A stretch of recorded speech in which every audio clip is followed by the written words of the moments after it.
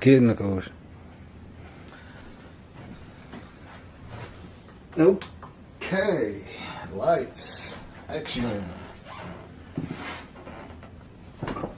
Chapter 35 of the book God dictated to me that he told me what to type. Isaiah 53, in the day of the Lord. Just as he dictated the Torah to Moses, as believed by the Orthodox Jews of Judaism, and I guess the primary reason for that, although I don't know this to be fact, is that Moses could not have known how to write those 5 books where they could derive 613 laws from God for the Jewish people to abide by. And what they don't know, and I'm sure that's every rabbi on the face of the earth right now, is that God dictated, commanded, and directed each of the prophets to write their respective books. And he's also responsible for the writings. I don't know in particular who, but I suspect Nehemiah wrote Nehemiah and Ezra wrote Ezra. I don't know who did the Chronicles, but the entirety of the Hebrew Bible is God's and his word. You do not take from or add to or conflict with in your teachings. Jews for Judaism, Toby a singer. That's not just Yom Kippur stuff. You don't know if he's going to forgive you for that or not, unless you make you show repentance and restitution. And restitution is you get out there and you fix your falsehoods. Isaiah 53 describes a Gentile. It cannot be Jesus, and it's written that way. And that's why he chose, one of the reasons he chose the Gentile that would fit the verses of 53, which Jesus doesn't. See chapter 22. It's geared to showing how Jesus doesn't fit in any of the verses. Except the last one. We'll go through it verse by verse. Can't apply, can't apply, can't apply. Well, you know what else can't apply to 53? All of the Jewish people gathered as one man, Israel. And they've never all together been afflicted by God. I was afflicted at birth with disfigurement. And then again, I was afflicted with disease. I don't see that in the history of the Jewish people having ever occurred. All the Jewish people gathered as one name. It's only happened twice, and that's where you see the words. You see it when they're at Orb, and all of the Israelites agree to a man that they will follow all of God's laws and rules and directions that he gives Moses to give to them. And at Jerusalem, the 13 tribes, y'all may as well straighten that out too. There's no lost tribes. Never were. And it's certainly not in the Hebrew Bible that 10 tribes got lost. It's the exact opposite. So if you teach that, you're teaching man's word opposite of what God's word is. Because his book of Ezra says all 13 tribes gathered as one man, as a holy seed to build the second temple. You can't gather all of the Jewish people together at one time. They're scattered all over the world. And most of them wouldn't even know what you were talking about. Because most of them aren't observant. The last survey I saw in Israel, I think it was just Israel, was that just 30% were observant. It's still more than the Christians. I don't know about the Muslims. They all seem to believe in Allah. I don't know what the requirements in the Quran are. Okay, 35. I may have said 25.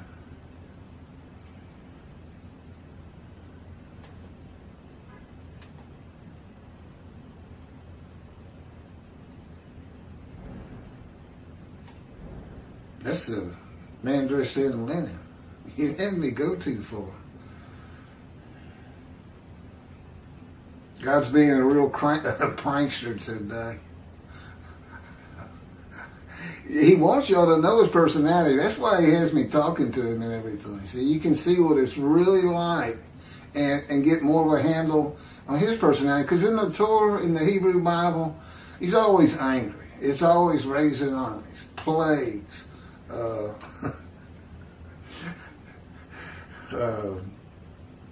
no food.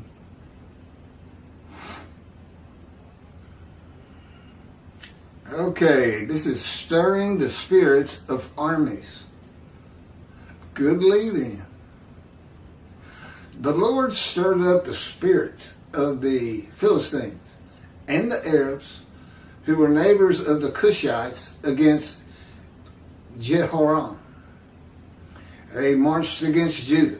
Jehoram must have been the king of Judah.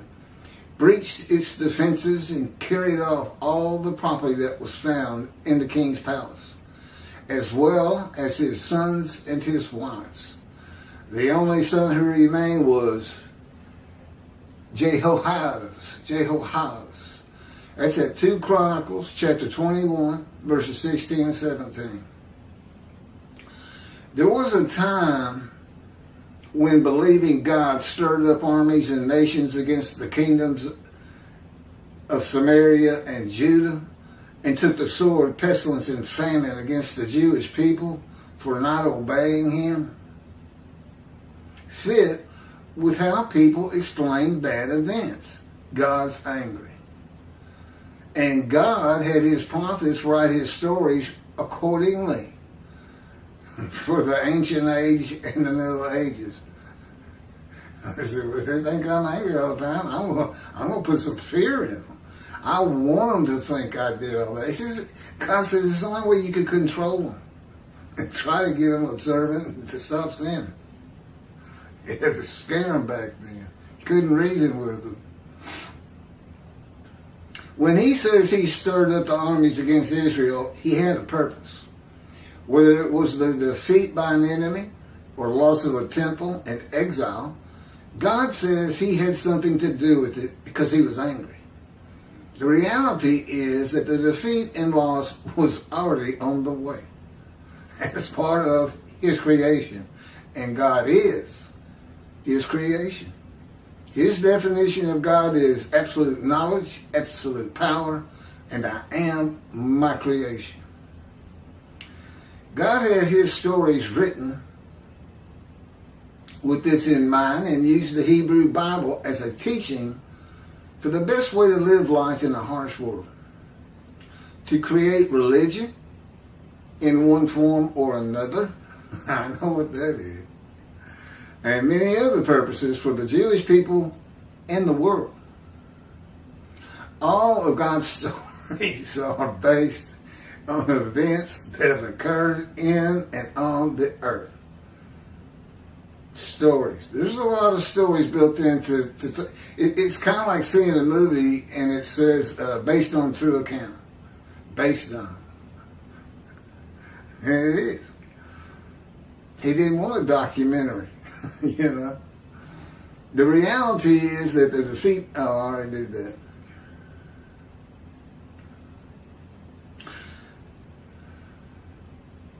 Oh, that's the next sentence.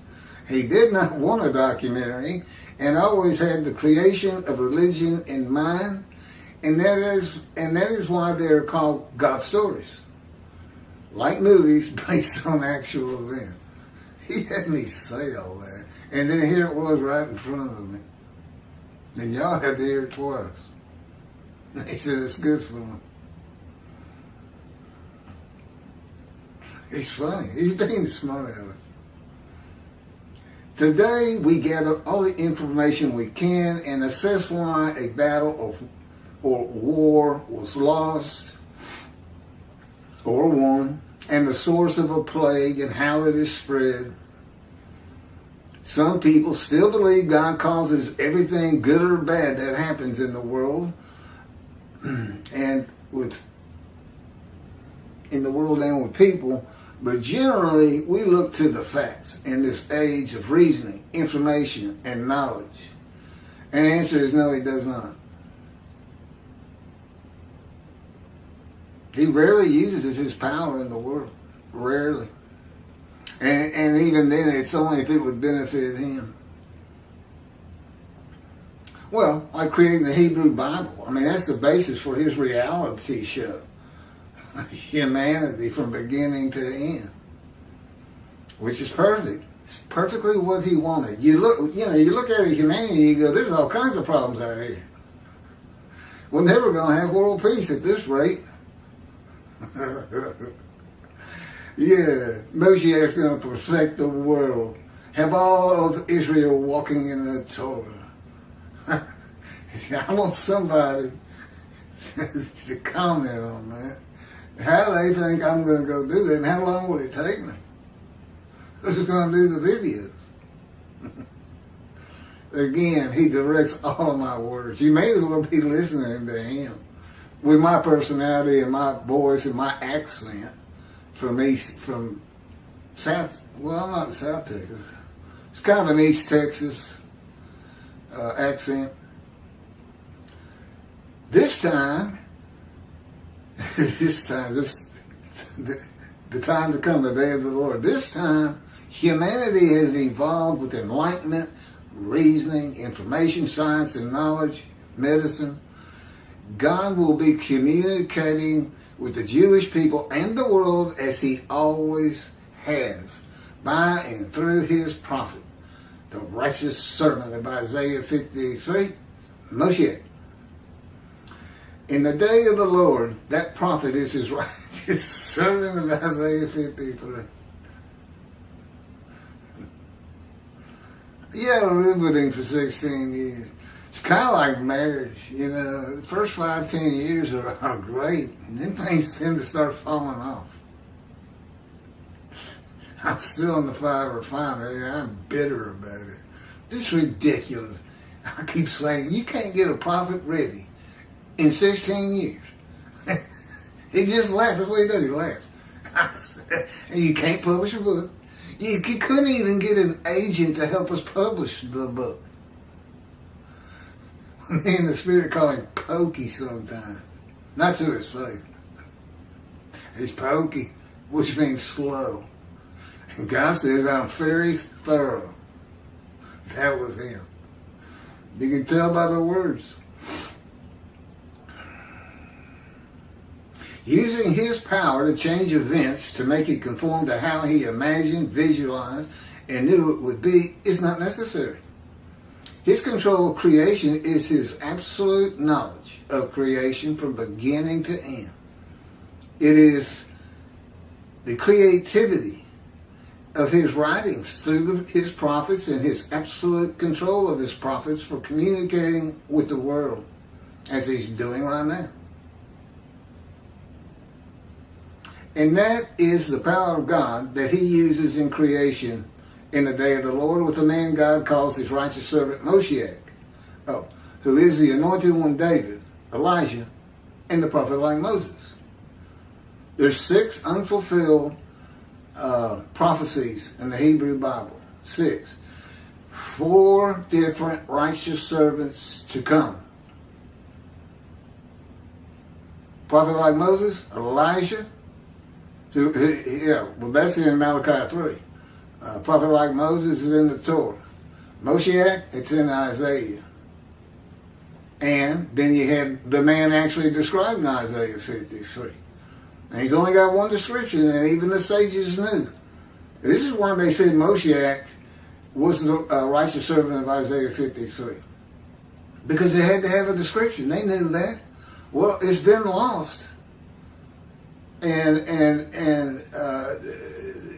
Jews for Judaism, Tobias Singer apparently had never thought about the day of the Lord and the fact that he's going to need a prophet like Moses. He's going to need a representation to deliver 2 covenants. I mean, how did you get the first covenant? Wasn't that God with Moses?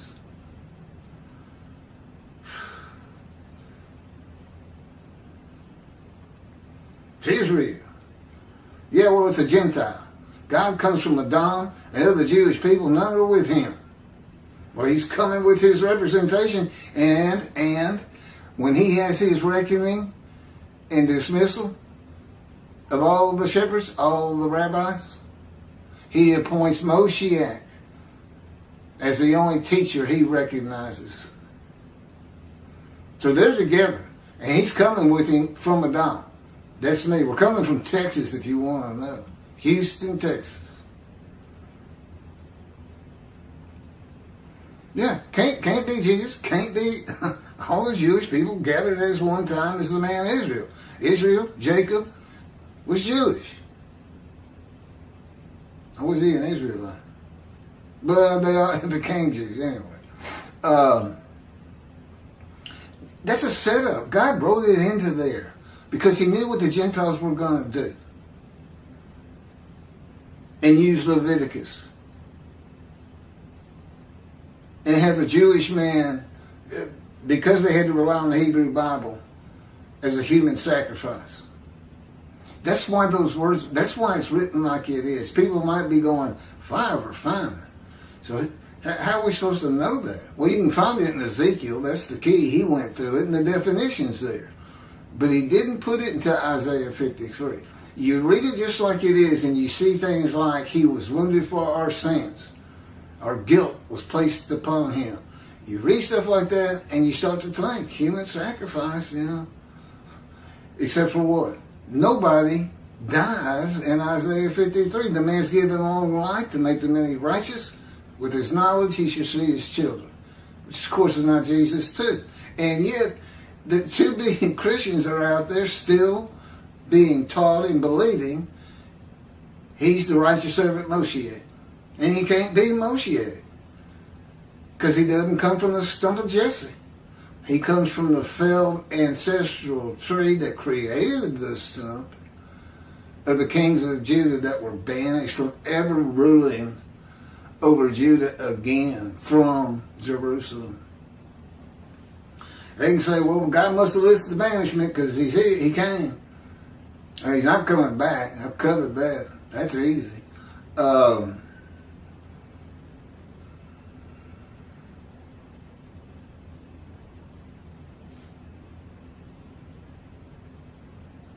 Okay.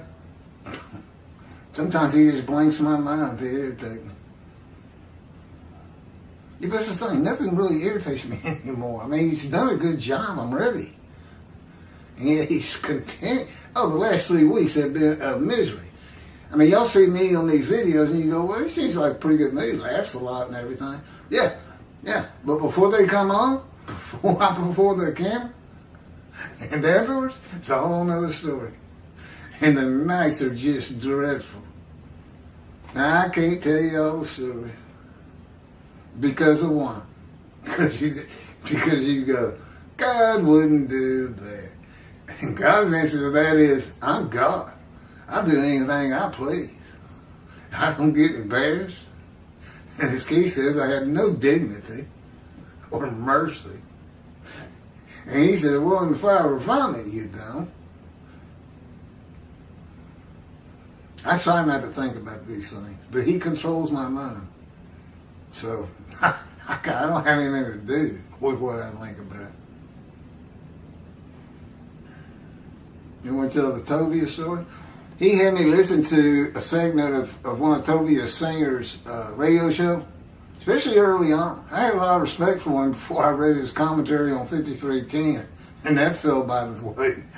But he said that he believed God would have to have total control of Moshiach. I guess to perfect the world and have everybody walk in the door. Well, I'm with God, and he does have total control, and we're still not going to, he couldn't get me to perfect the world. It's just not a possibility. His creation is that's not how it was created. He don't want a heaven on earth. He doesn't need everybody in the world worshiping him. He needs them doing what they're doing. No competition, no pain. He's just throwing out all God's fun stuff to watch. It's like telling me I can't watch a crime drama. or a lawyer, or a show that's about a trial. I like to watch it. I still love the law. Took that from me, snatched that from me the first week or two. He took everything from me. I'm down. I'm down to this. All this equipment and the computer, they're his. He bought them with my money. But I don't consider it mine. I guess I'll never have anything again. Because I can't decide I'm going to go get a video camera. I'm going to get a TV backdrop that looks good on YouTube. I'm going to get a new computer. He has to do it all. That would exhibit self-will and self-thought.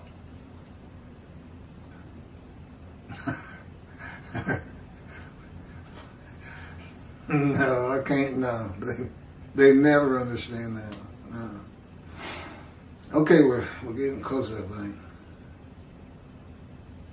God's purpose that might prosper through his righteous servant of Isaiah 11 and 53, Moshiach, is the purpose of Elijah in Malachi 3. And the rebuilding of his temple, clearing the way. That's Elijah. And who recounsels the sons to the father and the fathers to the sons. God had me type that as family members to family members. Through Judaism, make them righteous, get everybody observant. That's what Elijah's supposed to do. I thought that was his purpose that might prosper, but God said, no, I got that covered with the righteous servants we need to. But Moshe, no, it's returned to his temple. And you find that in the covenant of friendship. He wants to live amongst his people again. He's just been waiting for them to come back. Didn't I mention Pokey? Okay. The day of the Lord started in 1948, and God will say, the land was desolate. And so he didn't really start going and blooming. See, a time is coming, Jeremiah 31 something. For about 10 years. Well, I was born in 1957. 9 years after Israel was born, and that's when he came to me. But I had to live a life of sorrows, suffering, grievous injuries, bad events, terrible times sometimes, dysfunctional family. That's part of why I got selected, I believe.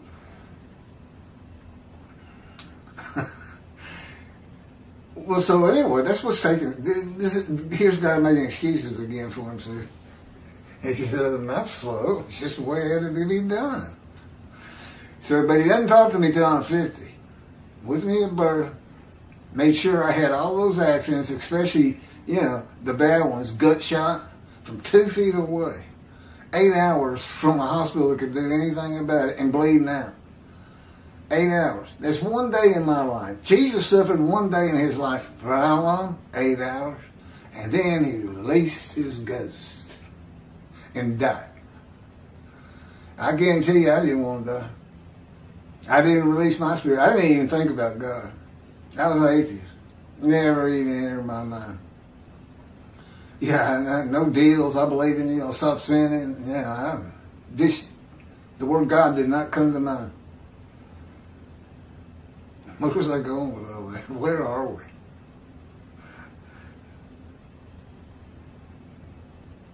And God says he will strike the land with utter destruction if Elijah's purpose does not prosper. Okay, y'all listening to Elijah and Moshe, a prophet like Moses, and the man described in Isaiah 53. You going to pay attention, or you want utter destruction to come to Israel? Because I don't have any clue whether he's not going to decide just to leave for now and let the nation, his creation, the nations of the Middle East in all probability, destroy the country of Israel. Now you got 7 million Jewish people, give or take, in Israel. 7 million. What do you think of the destruction is going to do?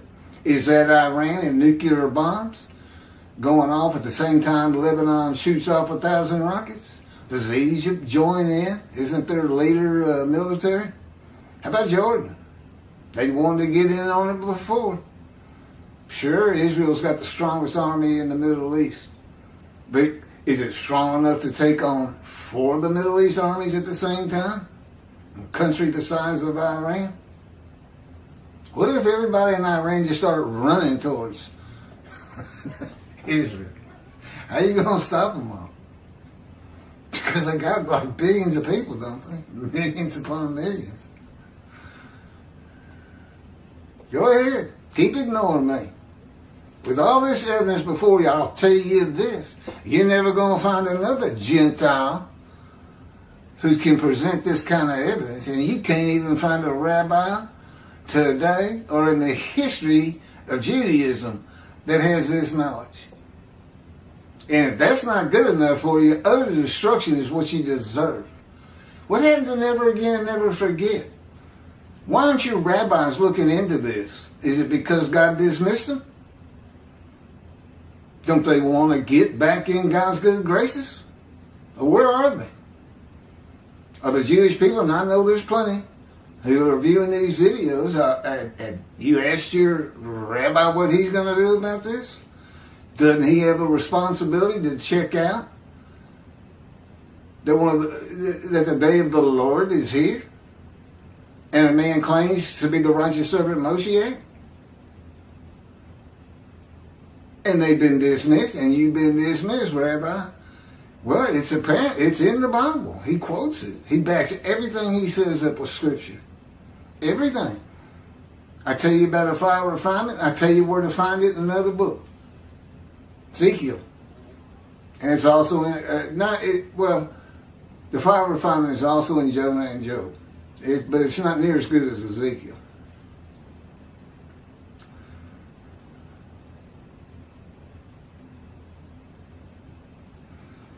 It is a story that keeps repeating.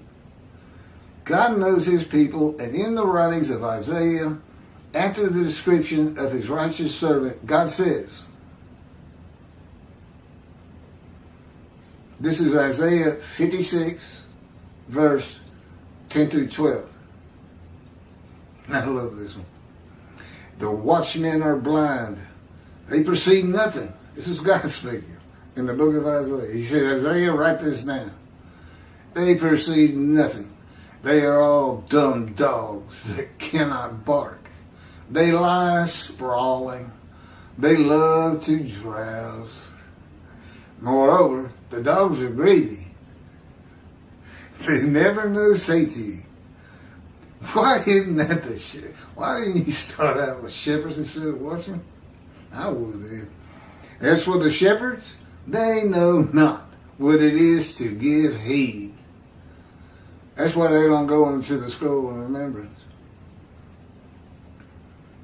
They don't. They don't heed and revere the Lord. Oh, they'll tell you that they do. They'll tell you to observe, do everything you're supposed to. Well, I want to add to that. Not only that, when this covenant comes into effect, when this book's published, you're sin free too. But guess what, rabbis? Still not going into the scroll of remembrance. Still won't see the special Jewish heaven God has created for those that are in the scroll. The only way any rabbi on the face of the earth is going to get into the scroll is to, one, go to your followers and you tell them all the things you got wrong. In particular, Jews for Judaism, Tobias Singer, you tell them it's not Israel, it's a Gentile. The backup is in this book. Teach this book. And the only way God's wrath is going to hit the Christians with any effect, you got to raise me up. You can't drowse. You can't be lazy. You can't just sit back and put your head in the sand and say, it couldn't be a Gentile or well, this is covered in verse 4. All the reasons: shunned, despised, held of no account, smitten, afflicted, and plagued. That's what they consider me. And that's what I get. I mean, that's the only thing my comments are critical and ugly and name-calling. One man said, this man is a rapist. Now, what kind of comment is that on a video? I know. I said, let's kick him off. Block him. The guy said, no. He didn't say it like that.